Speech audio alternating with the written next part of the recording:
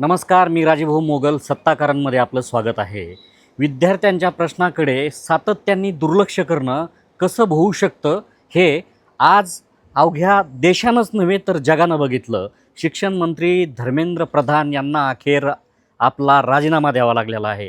आपण बघतोय नीटचा पेपर फुटला आणि या अनुषंगाने विद्यार्थी बोलत असतानाच सर्वोच्च न्यायालयाचे न्यायमूर्ती सूर्यकांत यांनी या विद्यार्थ्यांना कॉकरोच म्हटलं आणि याच कॉकरोच शब्दाचा एक छोटासा प्रयोग, एक वेगळा व्हर्च्युअल एक पार्टी म्हणून CJP नावाच्या एका व्हर्च्युअल पक्षाचा जन्म झाला. कॉकरोच जनता पार्टी. अभिजित दिपके हा अमेरिकेत होता. त्या ठिकाणी त्यांनी ही चळवळ सुरू केली आणि त्याचं व्यापक रूप आपल्याला बघायला मिळालं. मुलांनी आंदोलन सुरू केलं. सुरुवातीला वाटलं की हे आंदोलन एक दिवस चालेल आणि शांततेत संपेल, मात्र तसं झालं नाही. दिल्लीत हे आंदोलन सुरू झालं. बघता बघता केवळ दिल्लीतूनच नव्हे तर देशभरातून विद्यार्थी त्या ठिकाणी सहभागी झाले आणि एक मोठं त्या ठिकाणी स्वरूप झालं. या आंदोलनामध्ये सोनम वांगचुक हे त्या ठिकाणी उपोषणाला बसले.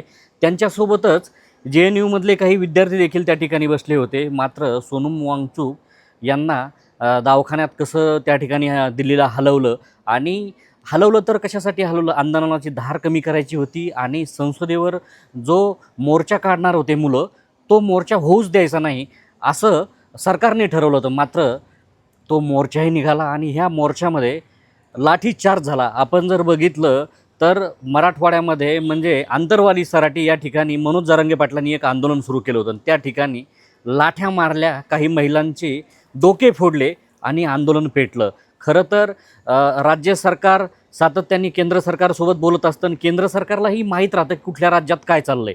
तर खरं तर डोकं फुटल्याच्या नंतर आंदोलन कसं सुरू होऊ शकतं हे महाराष्ट्राने बघितलं, देशाने बघितलं. तरीही दिल्लीमध्ये विद्यार्थ्यांवर काठ्या चालवल्या, डोके फुटली, पाय मोडले आणि हळूहळू विद्यार्थी एकवटले आणि नरेंद्र मोदींना 12 वर्षामध्ये कुठल्याही प्रश्नावर न बोलणारे नरेंद्र मोदी यांनी रात्री 12 वाजताच एक व्हिडिओ केला.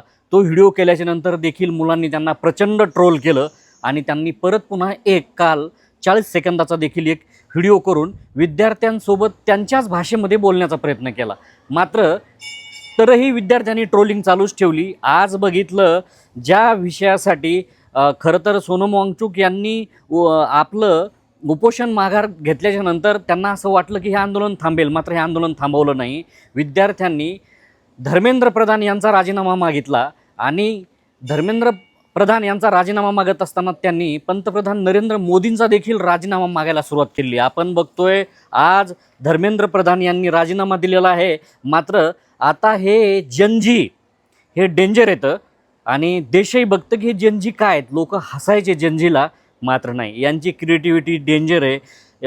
गेल्या भारताची पहिल्या पंतप्रधानांपासून आत्तापर्यंत कुठल्याही पंतप्रधानांना अशा पद्धतीनं ठोकलं नसेल म्हणजे शाब्दिकदृष्ट्या ट्रोल केलं नसेल, वाईट पद्धतीने शिव्या दिल्या नसतील. एवढ्या शिव्या देणं असतील, वाईट पद्धतीने ट्रोलिंग असेल, याचा सामना नरेंद्र मोदींना करावा लागलेला आहे.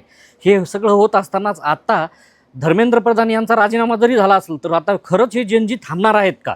अभिजित दिपके यांनी सुरू केलं, मात्र याच्यामध्ये ही जी लोक चळवळ सुरू झाली आणि याच्यामध्ये जनजीला पाठिंबा देण्यासाठी त्या ठिकाणी अनेक विद्यार्थ्यांची आई असतील, वडील असतील, हे देखील त्या ठिकाणी सहभागी झाले. आपण बघितलं महाराष्ट्रामध्ये एक वेगळ्या पद्धतीचं भाजपनं आंदोलन करण्याचा प्रयत्न केला. राहुल गांधी यांनी नरेंद्र मोदी यांच्या घरासमोर एक आंदोलन केलं आणि त्या आंदोलनाला उत्तर देण्यासाठी महाराष्ट्रामध्ये भारतीय जनता पार्टीने काँग्रेसच्याच कार्यालयावर मोर्चा काढला.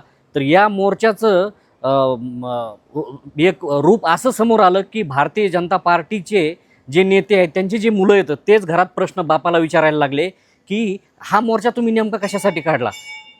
सत्तेत तर काँग्रेस नाही ना, सत्तेत तुम्ही आहेत, उत्तरं तुम्ही दिले पाहिजे मुलांना, तर तुम्ही काँग्रेसच्या कार्यालयावर तुम्ही मोर्चा काढताय. त्याच्यामुळं हे जी मुलं आहेत ना हे खरंच डेंजर येतं.